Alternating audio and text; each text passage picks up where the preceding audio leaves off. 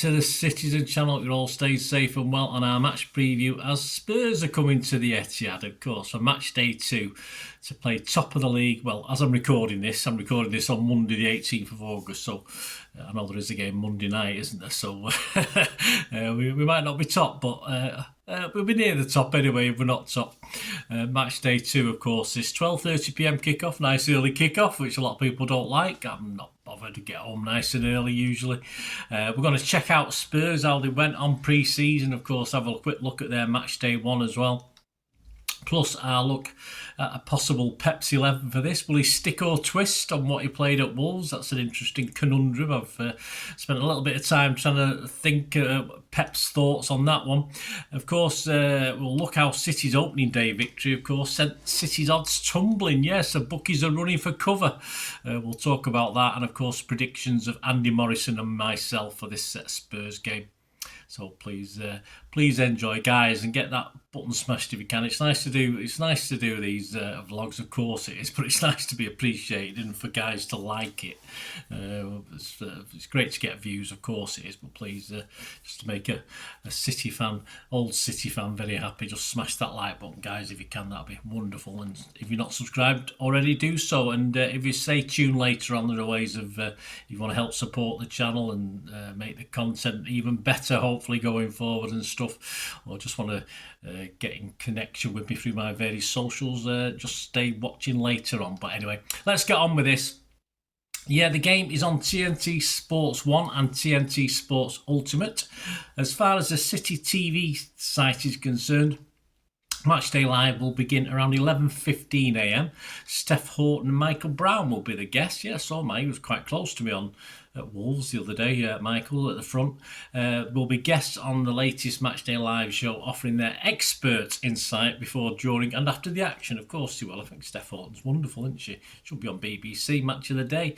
During the game, you can also listen to live audio commentary from Alistair Mann, wonderful again. Andy Morrison, wonderful again.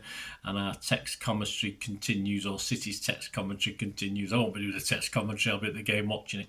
Let's check out Thomas Franks' Spurs, Well, interesting manager. I do like him. Well respected. I like him, me included. He's having an interesting time so far with Spurs. He's made some interesting tactical changes to Postecoglou's Spurs, that's for sure.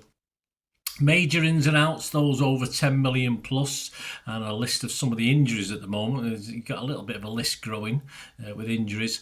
Kudus, of course, came from West Ham for about 64 million. Tell is a centre forward, came from Bayern Munich for 35 million, and Danso is a centre back, come from Lens for 11 million. Of course, you've lost Son, which obviously is good news for us, to LAFC for about 22 million, and Hodgberg to Marseille for 13 million. So there's other ins and outs and loans, etc., coming back. But he does have a few injuries to contend with. Maddison, of course, is a major injury. He's out to next March or April with his cruise ship. Kota Takai is a new arrival, but he's injured as well, so we don't know when he's coming back, so he's not done anything yet. Gill is another guy who's unknown what's happening with him. He's also picked up an injury. Udogie is back probably late August. Chance for City, but more or less after that, I think. Kulusevski's the same. Well, Kulusevski's not the same. He's late 2025, so he could be anything November, December-wise. Dragusin is also like Kulusevski, late 2025. And Bissouma was missing against Burnley. The home game against Burnley. We'll have a quick chat about that in a second. He had an injury sustained in training. No news on when he's likely to return. Pre-season, before this match day 1, on the 31st of July, they beat Arsenal. I'd be happy with that. 1-0 to Spurs against Arsenal. On the 3rd of August, they drew 1-1 with Newcastle, and then they got a bit battered. Yeah, they got battered off Bayern Munich. Harry Kane scored, missed a penalty. That's normal. 4-0. At Bayern, and they did pretty okay, didn't they, in the Super Cup? 2-2 with PSG, but sadly lost 3-4 on penalties. Well, sadly for Spurs anyway. Thomas Franks would say, let's say, a little bit conservative at times in these games with his approach. Despite the win against Arsenal, they were a little bit fortunate in that one. They were eventually dominated by Bayern Munich, of course, but better next time out in the impressive display by most people's thoughts in the Super Cup against PSG. until, of course, they all went very Spursy at the end. And, of course, this was PSG's first game since the World Club final, so some allowance had to be made for that as well. But match day 1, they did the business. It ended Spurs 3, Burnley 0, and it was fairly comfortable in the end against the Premier League newcomers. New boy Kudus made an impressive debut, including 2 assists and a handful of chances as well, other chances created. And I think he and Richarlison looked a reasonably potent force, even a spectacular overhead kick from Richarlison as well. Burnley, though, didn't roll over and almost matched Spurs on chances created, despite having only a third of the possession.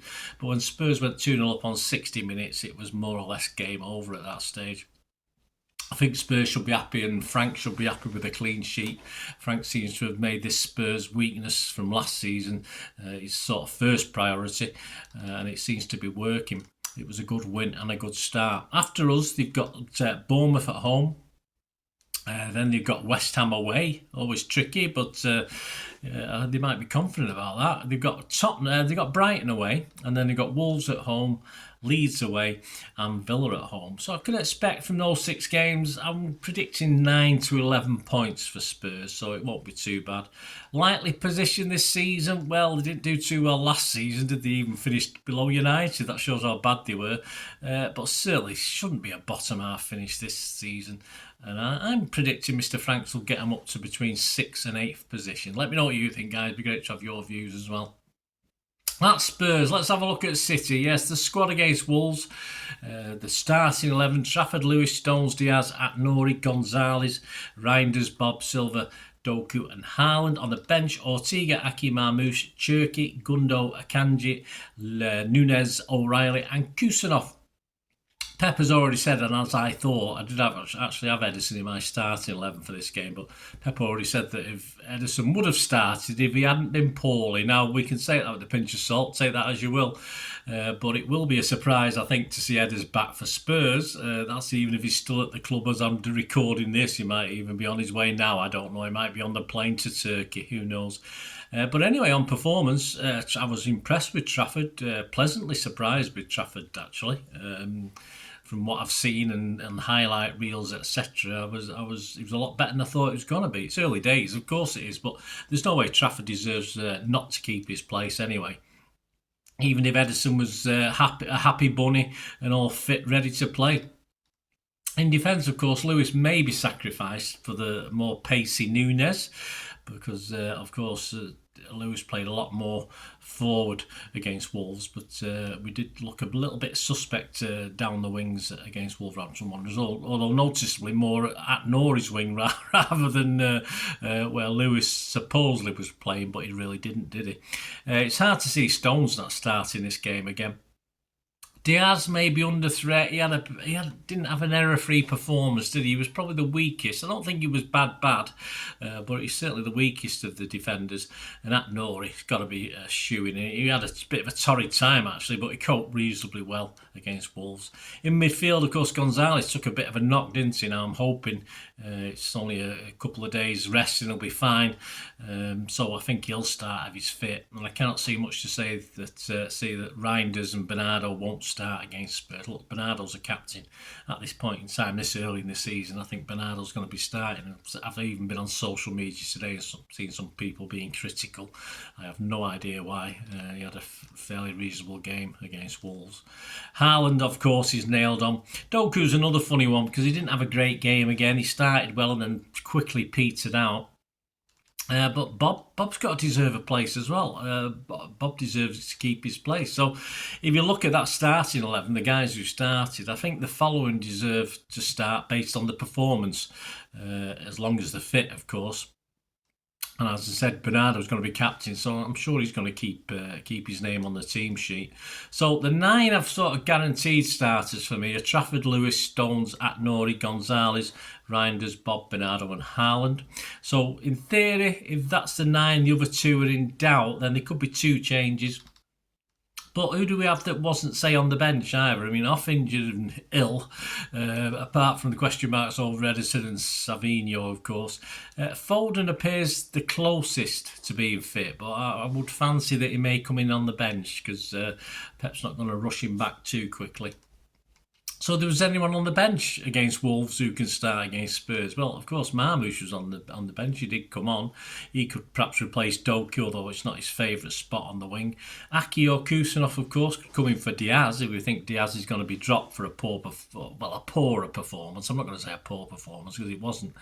Surely against Spurs, Kusanov pace is a positive, but we still don't know how he sits with Pep at the moment, do we? So I personally think Pep will stick to Diaz again, and why not? I mean, I like Diaz, don't get me wrong.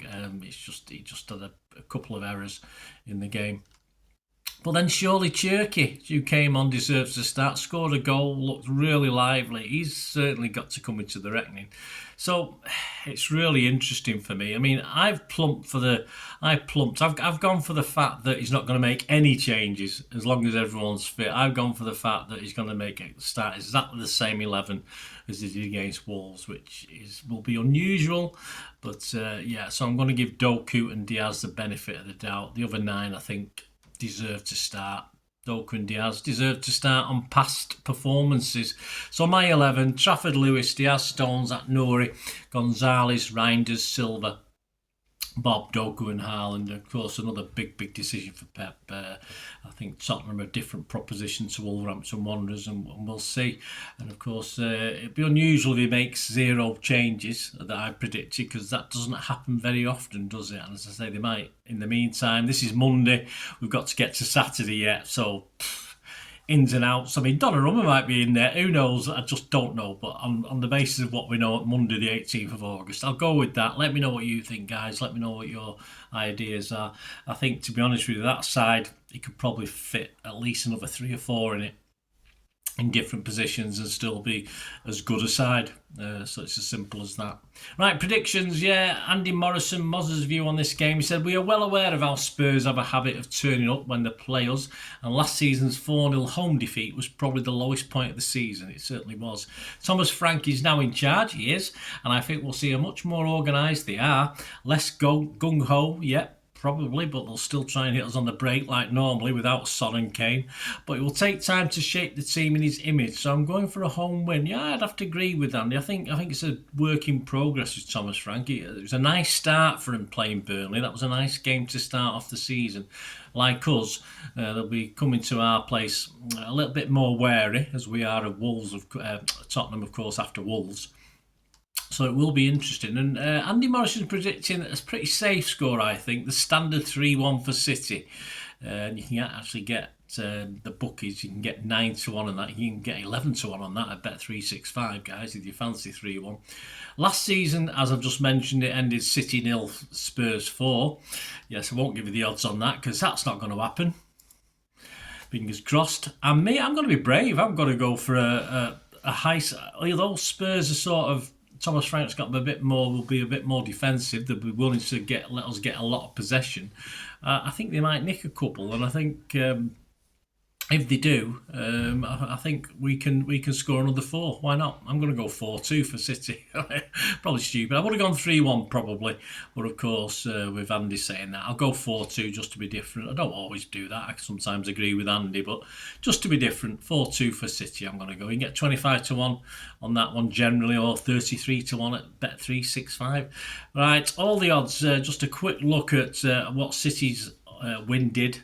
So as far as the bookmakers are concerned, these odds are correct as at the 18th of August. Please gamble responsibly. And when the fun stops, stop. Other popular scorelines include a 2-1 City win is 7s, 8-1 at 365. A 2-0 City win is 15-2, 17-2 at 365. A 1-1 draw is 9-1. And the first chance you get of a Spurs win, if you're Spurs fans, you want to back your team, it's a 2-1 win, not a 4-0 win. A 2-1 win, and you get 18s on that, or 22-1 at Bet365. And generally, to win the Premier League, Liverpool have now moved out. Yes, they've 7-4, 15-8 last week. They've now gone out to 2-1. Yes, the bookies are running scared already. Arsenal remain at 9-4 after the beating the mighty Manchester United. And the big movers, of course, are City. No surprise after we demolish Wolves, but that's the bookies for you. We've gone from 7-2 into 3-1, so big movements. Other mover outers, Chelsea have gone out from 8-1 to 10-1 after their draw with Palace, of course, and United have gone out now to 28-1 from 25-1. after their defeat to Arsenal. Of course, if you put £1 on United to win the league, you will then win. Well, you won't win anything, you'll lose £1. Simple as that. Spurs are 50-1. That's interesting. But if you like an odds against with Spurs, what about top six? You can get 6-4 for Spurs to finish in the top six. I think that's okay. I think that's a nice price. 13-8 in a place, you can get that as well. The match odds themselves, City are not long odds on to beat Spurs, but 2-5 on. A draw is 7-2, you can get 4-1 in a place. And the Spurs win, Spurs fans say if you think you can duplicate the victory of last season, not the scoreline, but the victory, you get 6-1. That's very generous. So, if it was a betting man and Spurs fan, why not? Back your team. There you go, guys. Hope you enjoyed that. Of course, vlogs coming up. The player ratings will be hopefully out on Saturday tea time evening. I'll be sort of hopefully getting home reasonably quickly after the game, as long as the trams are working. I don't think there's any changes to the trams at the moment, but so that'll be out Saturday night. If not, the latest, of course, will be Sunday morning. But I'm fairly sure the player ratings will be out Saturday night, including Simon Pekowski's thoughts, of course, and SofaScore stats for that. So join me for that. And the story of the game, or the headlines, if you like, for the game, we'll see what they are. But that'll be out on Sunday, the 24th of August, as long as I get the player ratings out on the Saturday. And the following week, on Tuesday or Wednesday, we're going to have two match day threes. Yes, we're going to, of course, preview the match day 3, the trip to Brighton, which I've got a ticket for that one as well before I missed 2 or 3 away games now after that one, but I've got a ticket for Brighton. And also a history special, something I'm doing as much as I can during this season, where we look back at a match day 3 against Brighton. Now, we've never played Brighton on match day 3 away in our history, so I've picked a match day 3, City versus Brighton at home. Yes, and I've gone back to season 79-80, the 25th of August. So it's match day 3, a game, of course, at Main Road. So that will be also out either Tuesday, Wednesday. I don't know which order they'll be out in. Match day 2 preview of this season, the match day 3 preview of this season, and match day 3 look back in history. So hope you enjoy that. Hope you enjoyed the content, guys. Please, if you did enjoy the content, as mentioned earlier, if you want to just listen for another minute and a half or 90 seconds or so, find out ways of helping the channel out going forward, that'll help me improve things, or help me be very satisfying for me, and very grateful if you can help out in any way. And of course, if you want to just contact me through my various socials, there are ways of doing that. All I ever ask, guys, is you keep watching and listening. Thanks for that, guys. Hope you enjoyed the feature anyway, and please, if you can, give us a thumbs up, give us a like, that'd be wonderful. And if you're not already a subscriber, it'd be great if you could subscribe. It's absolutely free. Also, check out all my social media links. They'll be in the description and comments below if you want to follow me on TikTok, Instagram, X, Facebook. We can chat on there and do all things City, of course. Also, if you're into film and TV, don't forget, a lot of this channel is film and TV stuff. I love me film and TV like I do City. So if you're into that, have a look. Or even someone who might not be that bothered about the football but likes film and TV, give them a kick in my direction. I'll be very grateful. And special thanks as ever to supporters of the channel. P6505, they've got a little eBay shop selling film and TV memorabilia mainly, including books, magazines, posters, lots of posters, and they do have some City stuff as well that they've purloined off me over time, so there'll be a few bits and pieces, probably more going on as well. So have a look at P6505 on eBay. And yes, if you do go onto eBay, and if you remember, we do have memberships, 99p a month. You get early access to all my vlogs, so as soon as I do them, you get them. Sometimes it could be months before they're published generally, so a lot of the history stuff, so you have access. The membership gives you access to that. It gives you 10% extra off at P6505 if you want to buy any of that memorabilia, so that you can actually gain that from being a member and support the channel. That's a great way of supporting the channel, of course, like watching the ads on the original thing that you've seen now, my original feature. That'd be fantastic. So yeah, also, before we go, podcasts. If you like your podcasts, I do a podcast with Mike Long in South Korea. It's called Bolt from the Blue, in our 8th season. Yeah, we've had some good fun on there. We're trying to have a bit of humour, generally look at City's games as and when we play them, have a look back. So please check out that. It's on Soundcloud, Spotify, all good places you get your podcasts from. There you go, guys. Thanks for watching. Hope you enjoyed everything about this feature, and you didn't mind me asking you about this at the end. And please, all I ever ask for you is to stay safe, everyone, especially you Blues.